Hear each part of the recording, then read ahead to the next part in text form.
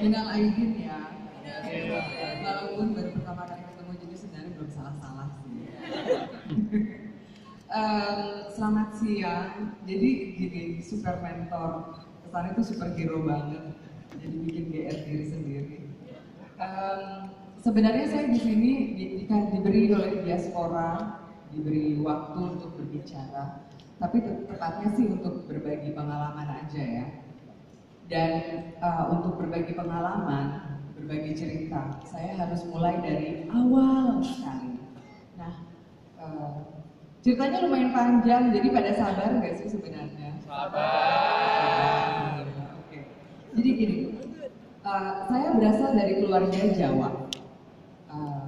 Mama saya orang Jogja dan lahir dari keluarga Ningrat dan mempunyai gelar Raden Roro. Terus Mama menikah dengan bapak almarhum yang berasal dari Kroya. Kroya itu mana ya? Ya pokoknya tuh banyak sekali kota-kota besar yang sebenarnya yang dicoret. Jadi Kroya masuk. Dan bapak anaknya orang petani. Nah, hubungan antara orang tua saya awalnya itu sama sekali tidak disetujui oleh keluarganya mama.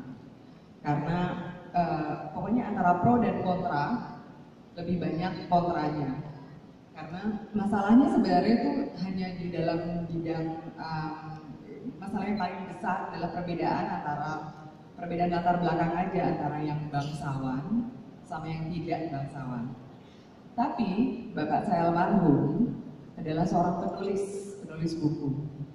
Dan buat bapak atau buat seniman sebenarnya halangan adalah bukan sesuatu yang harus disesalkan, malah justru bisa dijelma menjadi motivasi dan juga inspirasi yang sangat berharga untuk seninya. Jadi salah satu buku karangan bapak judulnya Biru Darah Gadisku, waktu itu diterbitkan oleh penerbit Pustaka Jaya kalau nggak salah, Balai Pustaka, di akhir tahun 70-an, menceritakan tentang kendala cinta orang tua saya.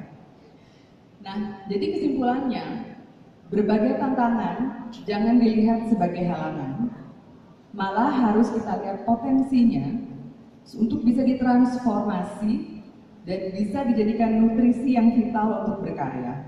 Itu kesimpulan saya pertama. Dan saya sebenarnya beruntung sekali bisa lahir di keluarga yang seperti ini karena sebenarnya jujur saja keluarga saya bukan termasuk orang yang berpunya, malah termasuk golongan orang yang sangat tidak punya, yang susahwan. Tapi masa kecil saya itu kaya dengan hal-hal yang mungkin nggak konvensional ya dan nggak dibiasai oleh anak-anak seumuran saya. Contohnya gini, di rumah kita punya TV, tapi sebenarnya TV-nya tuh kesannya kayak mebel yang berdebu karena jarang dinyalain. Jadi saya tumbuh tidak di depan TV, tapi di depan buku-buku. Namanya juga punya bapak penulis, jadi setiap hari Senin kita dicekoki sama buku baru. Dan setiap hari Sabtu pada saat itu kita harus ya kayak dites gitulah, diwawancara sama bapak, ditanyain apa kesimpulannya tentang buku-buku yang barusan kita baca.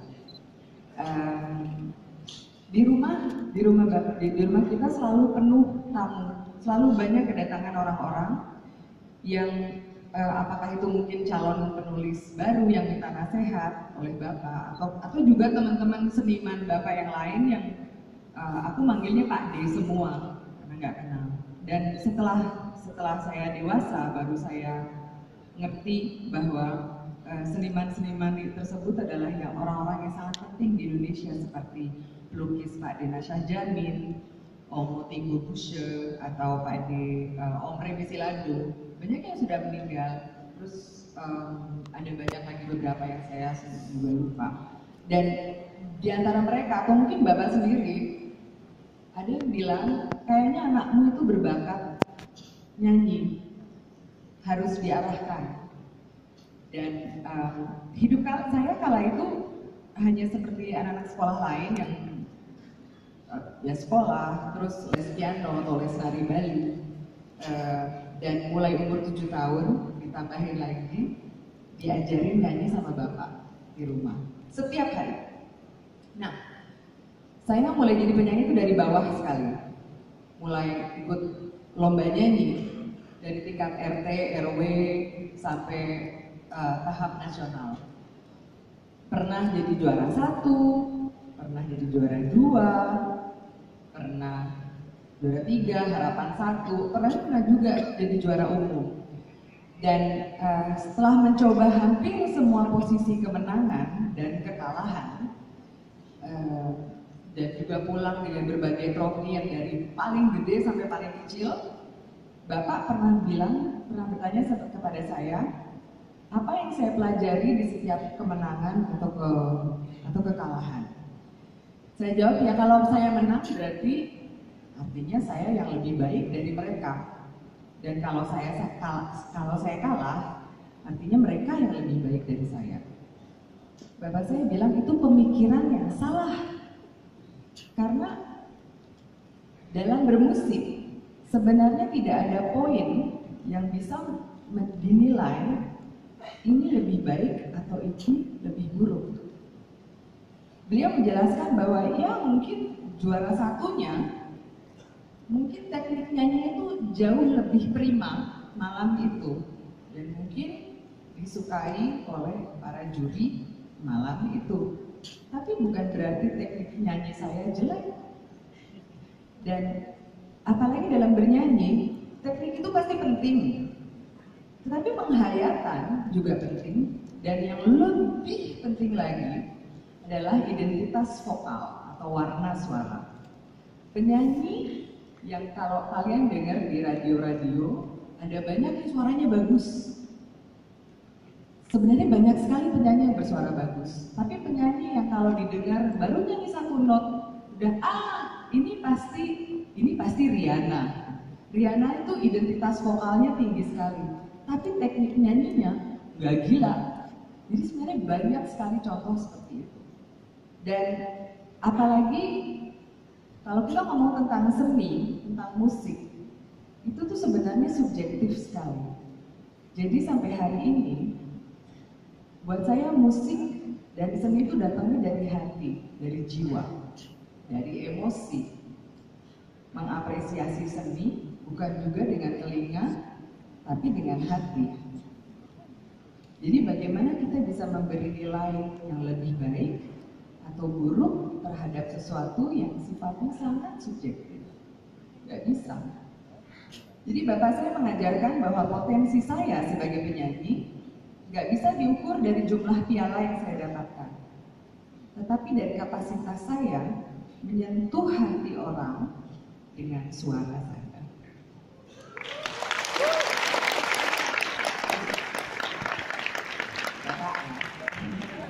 Jadi gini, dulu hampir setiap hari Minggu atau setiap kali orang tua saya punya uang, kami pergi ke Ancol.